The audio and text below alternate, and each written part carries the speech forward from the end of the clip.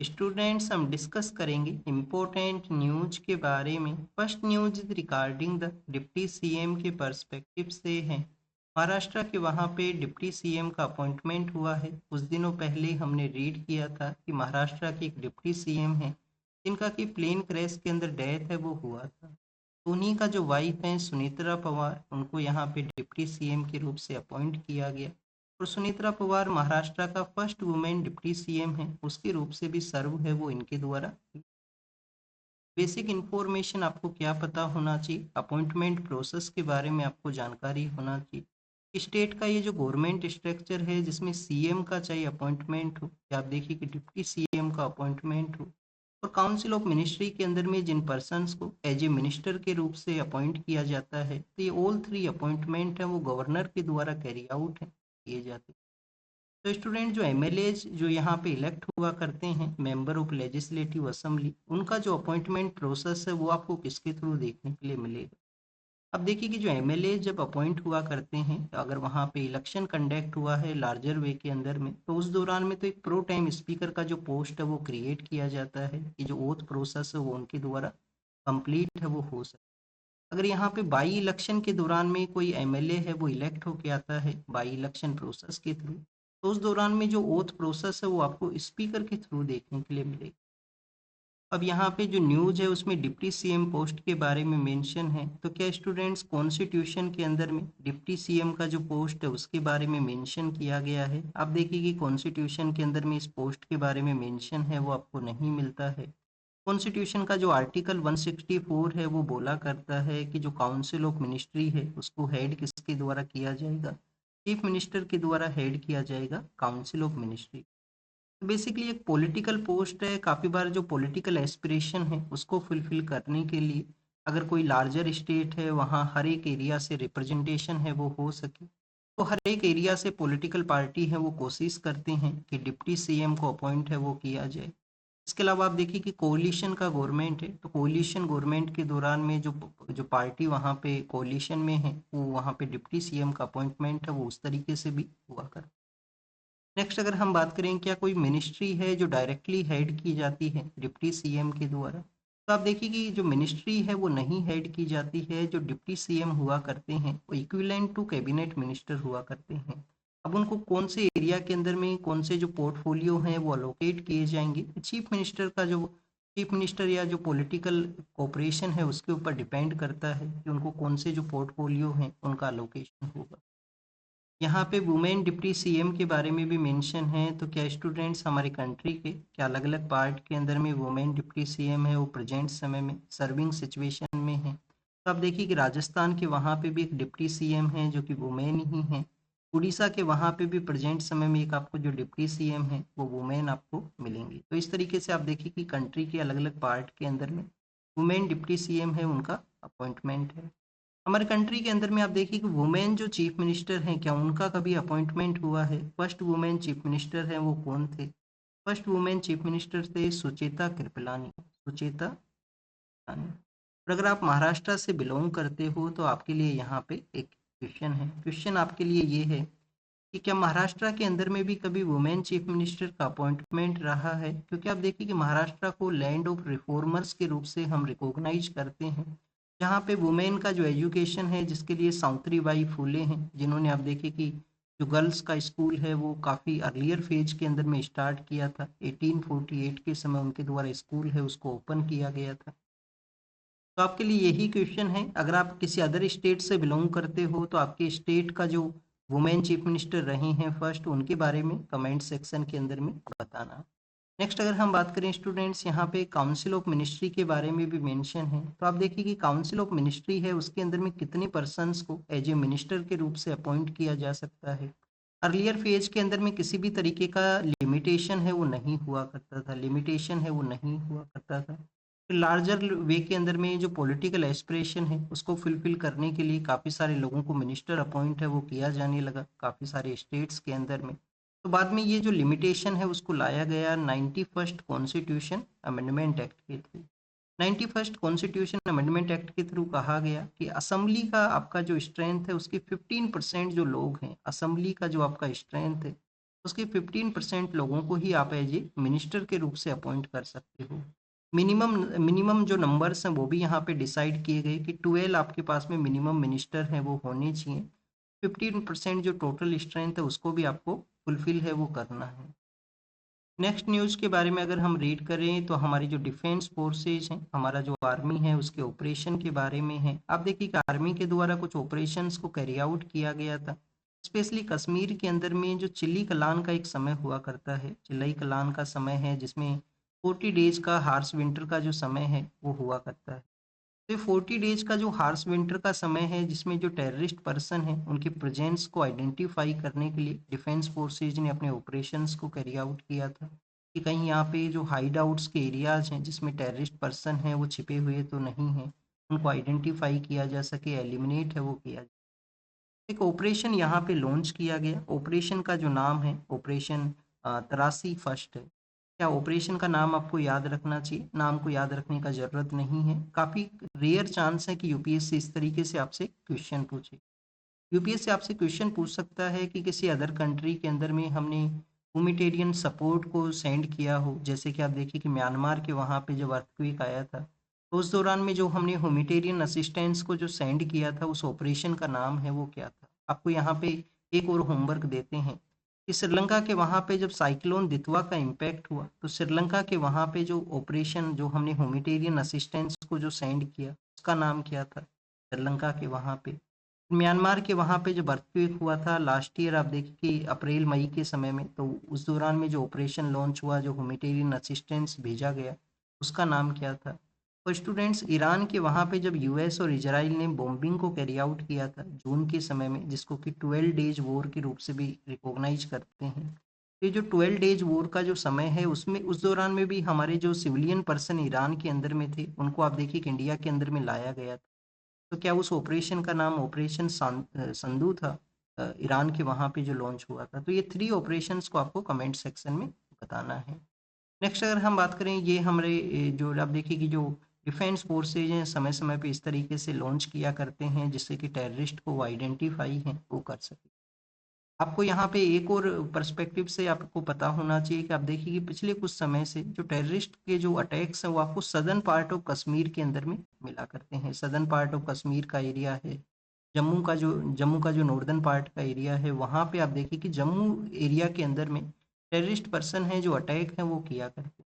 तो उसके बिहाइंड में क्या रीजन हो सकता है? क्या टेररिस्ट ने अपना जो स्ट्रेटजी है उसको चेंज किया है कम्प्लीटली यहाँ पे? तो आप देखिए कि जो जो जो श्रीनगर का एरिया है, नॉर्दर्न पार्ट ऑफ कश्मीर का एरिया है, जब से आर्टिकल 370 के थ्रू स्टेट को आप देखिए कि बाइफरकेट किया गया है, तो उसके बाद में वहाँ पे टू मच जो सिक्योरिटी फोर्सेज हैं उनका डिप्लॉयमेंट है, टू मच सिक्योरिटी फोर्स का डिप्लॉयमेंट है, सिक्योरिटी स्ट्रेंथन हुआ है। तो इसकी वजह से भी यहाँ पे जो आपको अदर पार्ट के अंदर में जो टेरर एक्टिविटी है वो हुआ करती है। तो बेसिकली आप देखिए कि हमने कश्मीर के बारे में रीड किया। नेक्स्ट यहाँ पे मणिपुर के पर्सपेक्टिव से है। एक और आपको यहाँ पे कश्मीर के बारे में जानकारी होना चाहिए। आप देखिए कि हमारा जो डिफेंस फोर्सेज है वहाँ पे जो सिविलियन पर्सन है, सिविलियन पर्सन्स के साथ में बेटर रिलेशन को कैरी आउट करने के लिए विनिंग हार्ट और माइंड का एक कॉन्सेप्ट है वो कैरी आउट करते हैं। जैसे उनको ह्यूमैनिटेरियन असिस्टेंस, ह्यूमैनिटेरियन सपोर्ट है वो प्रोवाइड करना, हेल्थ की जो कैंप्स है उनको सेटअप करना, और वहाँ का जो यूथ है उसको इंगेज करना डिफेंस फोर्स के साथ में।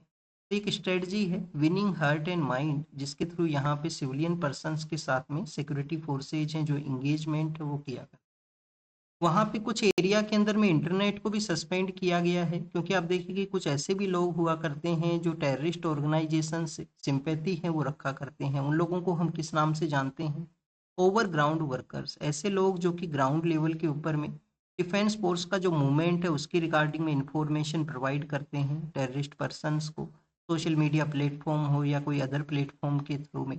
तो बेसिकली आप देखिए कि जो ओवरग्राउंड वर्कर्स है उनका भी वहाँ पे प्रेजेंस होता है। यूपीएससी ने जीएस पेपर 3 के अंदर में ये क्वेश्चन है वो पूछ लिया था।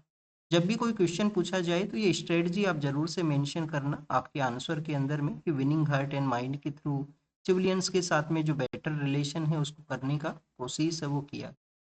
मणिपुर के वहाँ पे एक रैली है वो ऑर्गेनाइज हुआ। रैली के डिमांड यही है कि मणिपुर का जो टेरिटोरियल एरिया है, जो वहाँ का एरिया है, जो एडमिनिस्ट्रेटिव एरिया है, उसकी इंटीग्रिटी को मेंटेन करना है। क्योंकि स्टूडेंट्स मणिपुर के अंदर में जो डिफरेंट कम्युनिटी है, जो कुकी एंड जो नाम का जो कम्युनिटी है, उनका डिमांड था कि उनको एज ए यूनियन टेरिटरी या ऑटोनोमस एरिया के रूप से उनका जो प्लेस है उसको रिकॉग्नाइज है वो किया जाए। सोसाइटल वहाँ पे डिवाइड है 2023 के समय से। सोसाइटल जो आप देखिए कि डिवाइड है वो क्रिएट हुआ था, वायलेंस वहाँ पे देखने के लिए मिला था। एक रैली है वो ऑर्गेनाइज किया गया है, मिति नाम का जो कम्युनिटी है उनके द्वारा ये रैली है वो ऑर्गेनाइज, मिति नाम का जो कम्युनिटी है उनके द्वारा ये रैली है वो ऑर्गेनाइज। बेसिक इन्फॉर्मेशन क्या पता होना चाहिए। लास्ट ईयर फरवरी के समय से जो मणिपुर है वो प्रेसिडेंट रूल के अंडर में है। प्रेसिडेंट रूल को हम किस आर्टिकल के अंदर में रीड करते हैं, एक तो आप देखिएगा आर्टिकल 356 है, 356 है। एक आर्टिकल 365 है जिनके थ्रू प्रेसिडेंट रूल है वो इम्पोज हुआ करता है किसी भी एरिया के अंदर में। नेक्स्ट आप देखिए कि स्टूडेंट्स यहाँ पे मणिपुर स्टेट कब क्रिएट होता है उसके बारे में अगर हम रीड करें, आप देखिए कि हमारे जो नॉर्थ ईस्टर्न स्टेट्स हैं उनका जो फॉर्मेशन है उसमें आपको सबसे पहले 1962 के समय में जो आपको यहाँ पे नागालैंड है उसका क्रिएशन है वो मिलेगा। 1962-63 के समय में नागालैंड है उसको क्रिएट किया गया था। फिर आप देखिए कि 1971 के समय जो कम्प्लीटली स्ट्रक्चर है वो चेंज होता है 71-72 के समय में।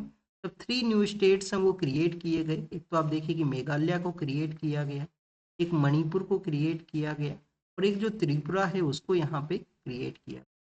3 स्टेट्स क्रिएट हुए बट 2 यूटीज हैं उनका भी क्रिएशन वहाँ पे हुआ था। फार ईस्ट के अंदर में सबसे नॉर्दर्न पार्ट के अंदर में कौन सा एरिया है, नॉर्दर्न पार्ट के अंदर में अरुणाचल प्रदेश है और उसके कम्प्लीटली सदर्न पार्ट के अंदर में मिजोरम है। तो जो अरुणाचल प्रदेश और मिजोरम है उसको यूटी है वो बना दिया गया था उस दौरान में। 1987 के समय में 1987 के समय में आप देखिए कि यहाँ पे गोवा को जब स्टेटहुड दिया गया तो गोवा के साथ में अरुणाचल प्रदेश और मिजोरम है उसको भी स्टेटहुड है वो ग्रांट हुआ। तो इस तरीके से स्टेटहुड का वहाँ पे जो प्रोसेस रहा था north eastern part of India के अंदर में।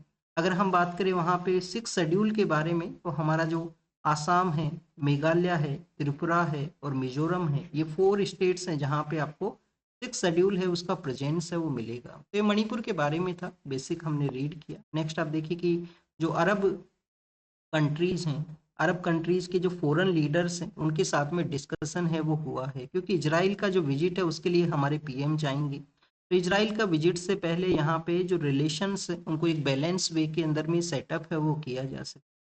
अरब कंट्रीज के लीडर्स के साथ में डिस्कशन हुआ है जिसमें गाजा स्ट्रिप के अंदर में जो कन्फ्लिक्ट को रिजोल्व किया गया है, जिस तरीके से कन्फ्लिक्ट वहाँ पे रिजोल्व हुआ है उसको आप देखिए कि इंडिया के द्वारा एंडोर्स है वो भी यहाँ पे किया गया। कि गाजा स्ट्रिप के अंदर में जो हमारे सभी कंट्रीज हैं उनका एक शेयर्ड प्रायोरिटी था। इंडिया का भी आप देखिए कि कंटिन्यूस पीस को इंडिया एंडोर्स करता है कि कोई भी कन्फ्लिक्ट है उसको डिस्कशन और डायलॉग के थ्रू रिजोल्व है वो किया जाए। गाजा स्ट्रिप का वायलेंस जो रिड्यूस हुआ है उसके अलावा आप देखिए कि यहाँ पे जो सूडान का जो एरिया है, सूडान कहाँ पे है, अफ्रीका के अंदर में है। सूडान के अलावा लीबिया है, सूडान के अलावा लीबिया है, नॉर्दर्न पार्ट ऑफ अफ्रीका के अंदर लीबिया है। और लेबनान कहाँ पे है, लेबनान आप देखिए कि नॉर्दर्न पार्ट ऑफ इजराइल के अंदर में लेबनान है। यहाँ पे भी जो कन्फ्लिक्ट है वो कम हुआ है, इसको भी इंडिया ने एंडोर्स है वो किया गया।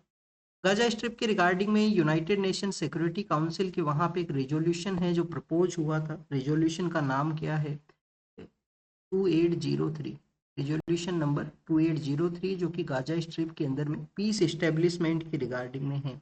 इंटरनेशनल स्टेबलाइजेशन फोर्स है जिसको सेटअप किया जाएगा गाजा के वहाँ पे, इंटरनेशनल स्टेबलाइजेशन फोर्स का इस्टेब्लिशमेंट है वो होगा।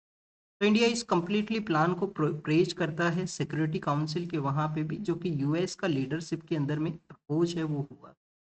नेक्स्ट आप देखिए कि यहाँ पे हमारे जो मिनिस्टर हैं उन्होंने United nation relief and work agency जो है उसको भी यहाँ पे उसके वर्क के बारे में भी मेंशन है वो किया है। United nation relief and work agency है वो क्या है, 1948 के समय में जब पैलेस्टीनियन जो पर्सन है, पैलेस्टीनियन पर्सन अलग अलग पार्ट के लिए मूवमेंट करते हैं तो उन सभी पार्ट्स के अंदर में पैलेस्टीनियन कम्युनिटी को ह्यूमैनिटेरियन सपोर्ट है वो प्रोवाइड किया जाए, उसके लिए इस एजेंसी को सेटअप है वो किया गया था। जैसे कि आप देखिए कि गाजा स्ट्रिप के वहाँ पे पैलेस्टीनियन कम्युनिटी है, वेस्ट बैंक के वहाँ पे पैलेस्टीनियन कम्युनिटी है। और वेस्ट बैंक के अलावा स्टूडेंट्स यहाँ पे जो मेंशन किया गया है उसके वो है जॉर्डन, सीरिया और लेबनान के बारे में भी, कि वहाँ पे भी ह्यूमैनिटेरियन असिस्टेंस ये एजेंसी है वो प्रोवाइड करती है। हेडक्वार्टर इसका कहाँ पे सिचुएटेड है, लेबनान का जो सिटी है अम्मान, लेबनान का जो सिटी है अम्मान, वहाँ पे इसका हेडक्वार्टर है उस स्टेट में। अरब लीग के जो लीडर्स के साथ में मीटिंग हुआ है, ये कब सेटअप हुआ था? 1945 के समय ये सेटअप होता है। और आप देखिए कि प्रेजेंट जब स्टार्ट किया गया था तो 7 इसके कंट्रीज हुआ करते थे, जो प्रेजेंट समय में 22 कंट्रीज इसके इस अरब लीग के अंदर में यहाँ पे। नेक्स्ट अगर हम बात करें स्टूडेंट्स कोलकाता के बारे में है, कोलकाता के वहाँ पे आप देखिए कि एक जो फूड का जो कंपनी था जिसके वहाँ पे फायर का इंसिडेंट हुआ, काफ़ी अनएथिकल प्रैक्टिस था कि उसको बाहर से क्लोज किया गया था, वहाँ पे जो लेबरर पर्सन है उनका डेथ है वो हुआ है, कुछ स्टिल वहाँ पे मिसिंग सिचुएशन में है। तो ये फायर का जो इंसिडेंट है कोलकाता के वहाँ पे जो ईस्टर्न कोलकाता वेटलैंड है उसमें आप देखिए कि एनक्रोचमेंट के जो केसेज हैं वो भी सामने आए हैं। कुछ इलीगल स्ट्रक्चर हैं जो कि वहाँ पे कोलकाता का ये जो वेटलैंड एरिया है जिसके अंदर में कंस्ट्रक्ट है वो हुए हैं। स्टूडेंट जब हम वेस्ट बंगाल के बारे में रीड करते हैं तो आप देखिए कि वेस्ट बंगाल के अंदर में 2 रामसर साइट्स हैं, वेस्ट बंगाल के वहाँ पे 2 रामसर साइट्स हैं। कल आप देखिए कि जो 2 फरवरी का जो डे है वह जो रामसर कन्वेंशन के रूप से या वेटलैंड डे के रूप से उसको हम सेलिब्रेट करते हैं कि वेटलैंड्स का जो इम्पोर्टेंस है उसको हम रिकॉग्नाइज कर सकें। तो वेटलैंड डे के रूप से 2 फरवरी का जो डे है वो ऑब्जर्व हुआ। तो स्टूडेंट्स अगर हम वेस्ट बंगाल का जो रामसर साइट्स के बारे में रीड करें तो एक तो यहाँ पे है ईस्ट कोलकाता वेटलैंड, और एक है सुंदरबन, एक है सुंदरबन। तो ये जो ईस्ट कोलकाता जो वेटलैंड है उसी के अंदर में एनक्रोचमेंट है वो यहाँ पे बताया गया है, जिसको प्रोटेक्ट करना अथॉरिटीज का रिस्पॉन्सिबिलिटी है। रिसेंटली आप देखिए कि रामसर कन्वेंशन के अंदर में गुजरात का भी एक साइट है जिसको कि इंक्लूड किया गया है हमारे यहाँ पे रामसर साइट के रूप से। गुजरात का जो कच्छ का जो एरिया है, गुजरात में जो कच्छ का एरिया है जहाँ पे बन्नी ग्रासलैंड है उसको उगाया जाता है लैंड रिस्टोरेशन के लिए, जो बन्नी ग्रासलैंड है उसको उगाया जाता है। तो उसी एरिया के अंदर में एक वेटलैंड का जो साइट है जिसको कि छारी डांड के नाम से जानते हैं, छारी डांड के नाम से जानते हैं, जिसको एज ए रामसर साइट के रूप से रिकॉग्नाइज है वो किया गया। गुजरात के अंदर में कितना साइट्स हैं? टोटल 4 हुआ करते थे पहले, अब यहाँ पे जो छारी डांड है जिसको ऐड किया गया तो 5 है प्रेजेंट समय में। पहले आप देखिए कि थोल है, केजड़िया है, वाधवन है, और आपको नल सरोवर नाम का जो साइट है वो गुजरात के वहाँ पे हमारा जो इंडियन कोस्ट गार्ड है जिसके 50 ईयर्स हैं वो कंप्लीट हुए हैं। बट स्टूडेंट जब से 26/11 का जब इंसिडेंट हुआ था तो उसके बाद में जो कोस्टल एरिया है उसमें आप देखिए कि हमें जो सिक्योरिटी है उसको प्रॉपर प्रोवाइड करना है। लार्जर वे के अंदर में इंडियन कोस्ट गार्ड का जो वर्क है वो आपको 26/11 के बाद में लार्जर वे में काफ़ी सारी स्कीम्स आई, कोस्टल एरिया में सर्विलेंस के रिगार्डिंग में नए नए जो वेपन्स हैं उनको डिप्लॉय है वो किया गया। तो इंडियन कोस्ट गार्ड हैं जिसके कि 50 ईयर्स कंप्लीट हुए हैं तो उसके एनिवर्सरी को यहाँ पे बताया गया। यूनाइटेड अरब अमीरात के द्वारा इंडिया और यूरोपियन यूनियन के बिटवीन में जो ट्रेड यहाँ पे एग्रीमेंट हुआ है उसको आप देखिए कि एंडोर्स है वो किया गया है, मॉडल ऑफ पार्टनरशिप के रूप से इस एग्रीमेंट है उसको यूएई के द्वारा बताया गया। रिसेंटली यूनाइटेड अरब अमीरात के जो लीडर हैं वो इंडिया के लिए आए थे, तो उस समय में आप देखिए कि हमने जो सिक्योरिटी के रिगार्डिंग में जो पार्टनरशिप एग्रीमेंट है उसको भी साइन किया था। तो इंडिया और यूएई का जो आपको एक सिक्योरिटी एग्रीमेंट है वो मिलता है। नेक्स्ट आप देखिए कि इन्वायरमेंट के पर्सपेक्टिव से है, एनजीटी ने यहाँ पे जो डायरेक्शंस इश्यू किए थे कि जो क्रिकेट के जो ग्राउंड्स हैं उसके अंदर में जो ग्राउंड वाटर है उसको यूज है वो नहीं किया जाएगा। यहाँ पे किस तरीके से वाटर यूज होगा, जो आप देखिए कि वेस्ट वाटर है जिसको ट्रीट कर दिया गया है, जिसको कि क्लीन कर दिया गया है, उसके बाद में जो वाटर है उसी को यहाँ पे स्टेडियम्स के अंदर में यूज है वो किया जाएगा, क्रिकेट स्टेडियम्स के अंदर में। एनजीटी ने कहा कि उनके डायरेक्शन के बाद में भी यहाँ पे केसेस सामने आए हैं कि ग्राउंड वाटर है उसको यूज किया गया है। तो ये बेसिकली आप देखिए कि उसी की न्यूज के बारे में मेंशन है। सेंट्रल ग्राउंड वाटर अथॉरिटी उसको डायरेक्शन इशू किए गए कि इस तरीके का जो न्यूजेज है उनको इन्वेस्टिगेट वो किया जाए। आईएमडी के द्वारा यहाँ पे डायरेक्शन इश्यू किए हैं कि आने वाला जो अप्रैल का जो मंथ है उसी के बाद में आप देखिए कि पिक्चर है वो क्लियर होगा, या जुलाई के बाद में बताया गया है कि जो अल नीनो है जिसके अंदर आप देखिए कि इंडिया में कम बारिश हुआ करती है, तो अल नीनो का जो कंडीशन है वो किस तरीके से डेवलप होगा ये अप्रैल और या जुलाई के बाद में ही जो पिक्चर है वो यहाँ पे क्लियर है वो हो सकेगा। लानीनो क्या हुआ करता है जिसमें लार्जर वे के अंदर में इंडिया में बारिश होता है, और अल नीनो के अंदर में आप देखिए कि जो सेंट्रल पैसिफिक का जो ओशियन है वहाँ पे वार्मिंग कंडीशन है वो क्रिएट होता है और इंडिया का जो मानसून सिस्टम है उसको ये इम्पैक्ट वो करता है। नेक्स्ट यहाँ पे आईएमडी के बारे में है, तो मिनिस्ट्री ऑफ अर्थ साइंस है उसके अंडर में आईएमडी है वो आया करता है। अभी आप देखिए कि इंडियन मेट्रोलॉजिकल जो डिपार्टमेंट है उसके इस्टेब्लिशमेंट के लास्ट ईयर 150 ईयर्स हैं वो कंप्लीट हुए थे। तो 150 ईयर्स का ओल्ड ये ऑर्गेनाइजेशन है जो कि हमारा वेदर फोरकास्टिंग है उसके अंदर में काफ़ी बेटर रोल है वो प्ले करता है। साइक्लोन का इम्पैक्ट किस एरिया में रहेगा उसके बारे में भी ये बताया करता है। नेक्स्ट अगर हम बात करें स्टूडेंट्स, जो बी 12 का जो विटामिन बी 12 का जो डेफिशिएंसी है जो इंडिया में लार्जर वे के अंदर में देखा करते हैं तो उसी के बारे में मेंशन किया गया है। विटामिन बी 12 जिसका इम्पोर्टेंस है ब्लड सेल को फॉर्मेशन के रिगार्डिंग में आप देखिए कि वन काइंड ऑफ असेंशियल इसका वर्क है। नर्व सेल के अंदर में भी ये फंक्शन है उसको कैरी आउट करता है और एनिमल फूड के अंदर में इसका लार्जली वे के अंदर प्रेजेंस है वो हुआ करता है। अगर आप देखिए कि किसी भी चिल्ड्रन के अंदर में उसका मदर के अंदर में अगर बी 12 का डेफिशिएंसी है तो वो चिल्ड्रन को भी इम्पैक्ट करता है।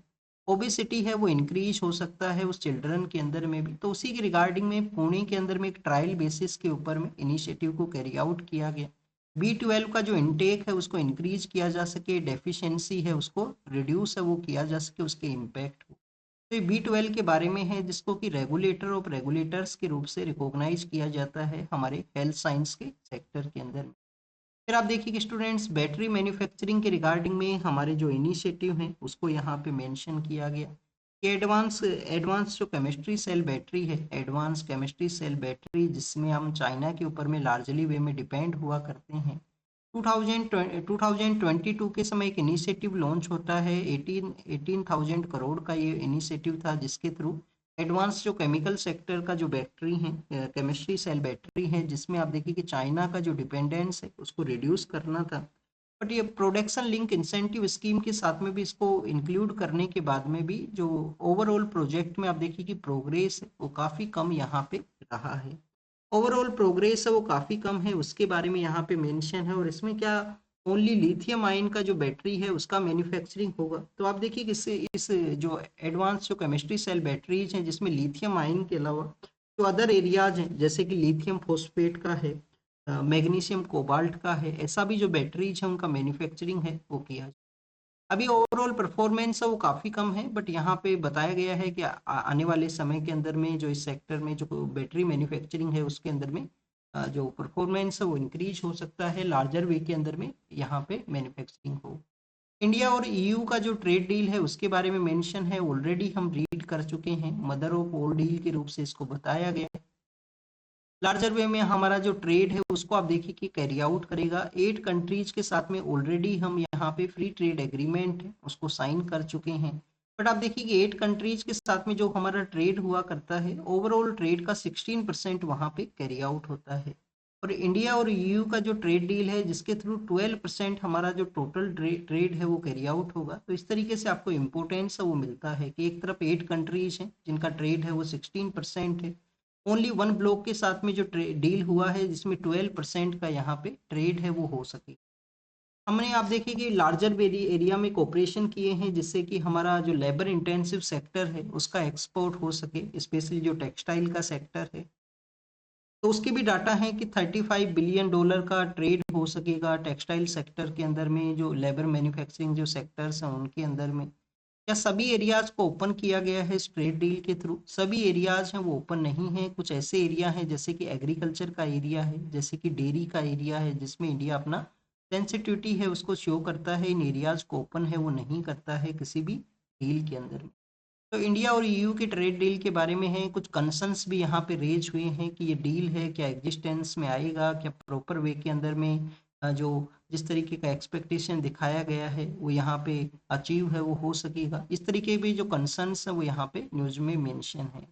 नेक्स्ट अगर हम बात करें यूजीसी के रेगुलेशन के बारे में है तो एग्जाम के लिए नहीं इम्पोर्टेंट है, ऑलरेडी हम इसको रीड कर चुके हैं कि कास्ट बेस्ड जो डिस्क्रिमिनेशन है उसको रोका जा सके इसलिए ये रेगुलेशंस लाए गए थे जिनको सुप्रीम कोर्ट ने स्टे दिया। स्टे क्यों कर दिया गया कि यहाँ पे सोसाइटी में डिवाइड है वो ना क्रिएट। नेक्स्ट अगर हम बात करें ग्रेट निकोबार प्रोजेक्ट के बारे में है, एग्जाम के लिए आपको क्या याद रखना है, वैसे भी हम इसको काफ़ी बार रीड कर चुके हैं। याद यही रखना है कि 2 ट्राइबल कम्युनिटी हैं, 2 ऐसा ट्राइबल कम्युनिटीज़ हैं, एक तो आप देखिए कि निकोबारीज हैं और एक वहाँ पे हैं सोम्फनीज। निकोबारी जो कंपनीज हैं उनको लार्जर वे में इम्पैक्ट होगा अगर ये प्रोजेक्ट वहाँ पे एग्जिस्टेंस में आता है। जो 70,000 अब देखिए कि करोड़ का ये मेगा इंफ्रास्ट्रक्चर प्रोजेक्ट है। स्ट्रेटजिक पर्सपेक्टिव से गवर्नमेंट ने बताया है कि ये प्रोजेक्ट है वो इम्पोर्टेंट है हमारी कंट्री के लिए। नेक्स्ट अगर हम बात करें स्टूडेंट्स वर्ल्ड के पर्सपेक्टिव से है, आप देखिए कि ट्रम्प एडमिनिस्ट्रेशन ने अप्रूव किया है आर्म्स का जो सेल है इजराइल को और सऊदी अरेबिया को, कि यूएस के द्वारा जो आर्म्स का जो सेल है सऊदी अरेबिया और इजराइल को कैरी आउट है वो हो सकता है। नेक्स्ट आप देखिए कि यूएस का जो गवर्नमेंट है उसके शटडाउन के बारे में है, एग्जाम के लिए वो नहीं इम्पोर्टेंट है। वेनेजुला ने यहाँ पे एमनेस्टी बिल है जिसको कि अनाउंस किया है, जिसके थ्रू जो पॉलिटिकल प्रिजनर्स हैं उनको रिलीज किया जाएगा। और पाकिस्तान के बारे में है, आप देखिए कि पाकिस्तान का जो फाइनेंशियल एड है उसके बारे में यहाँ पे मेंशन किया गया, इकोनॉमिक सिचुएशन है वो पाकिस्तान का बेटर है वो नहीं है। और पाकिस्तान के ही सदर्न पार्ट के अंदर में कुछ ऐसे लोग हैं जो कि जिनको एलिमिनेट किया गया है वहाँ की सिक्योरिटी फोर्सेज के द्वारा, कंटिन्यूस वहाँ के सिक्योरिटी फोर्स के ऑपरेशन है वहाँ के जो सिविलियन पर्सन है उन्हीं के ऊपर में आपको देखने के लिए मिलेंगे। यूएस, इजराइल और यूरोप आप देखिए कि यहाँ पे ईरान का जो सिचुएशन है उसके बारे में मेंशन किए हैं। ईरान के जो लीडर हैं उन्होंने यहाँ पे उनके पर्सपेक्टिव से मेंशन किया कि अगर उनके ऊपर अटैक होता है तो उसको डिफेंड करेंगे। और कंटिन्यूस यहाँ पे यूएस और जो वेस्टर्न पावर्स हैं और ईरान का जो कॉन्फ्लिक्ट है वो आपको मिलता है। नेक्स्ट आप देखिए कि स्टूडेंट्स आज द हिंदू का संडे का न्यूज़पेपर है, तो द हिंदू ने फोटो के थ्रू शो किया है पेंच टाइगर रिजर्व के बारे में शो किया गया है। पेंच टाइगर रिजर्व का जो एरिया है आप देखिए कि महाराष्ट्र है, महाराष्ट्र के अलावा स्टूडेंट जो मध्य प्रदेश है वहाँ पे अपना एरिया है वो शेयर करता है। रिसेंटली जो क्रिकेट में न्यूजीलैंड का टीम इंडिया के लिए आया हुआ था उनके प्लेयर्स यहाँ पे विजिट के लिए गए थे। तो एक एक टाइगर रिजर्व का एरिया है, इसके अंदर में और भी काफ़ी सारी जो वाइल्ड स्पीसीज हैं उनका प्रेजेंस हुआ करता है, तो आपको इसके एरिया के बारे में पता होना चाहिए। तो this is all the information related to the today's newspaper. आप इसको रीड कीजिए, रिवाइज कीजिए, जो भी इंफॉर्मेशन आपको मिला है उसको नोट डाउन कीजिए। Thank you students, thank you very much.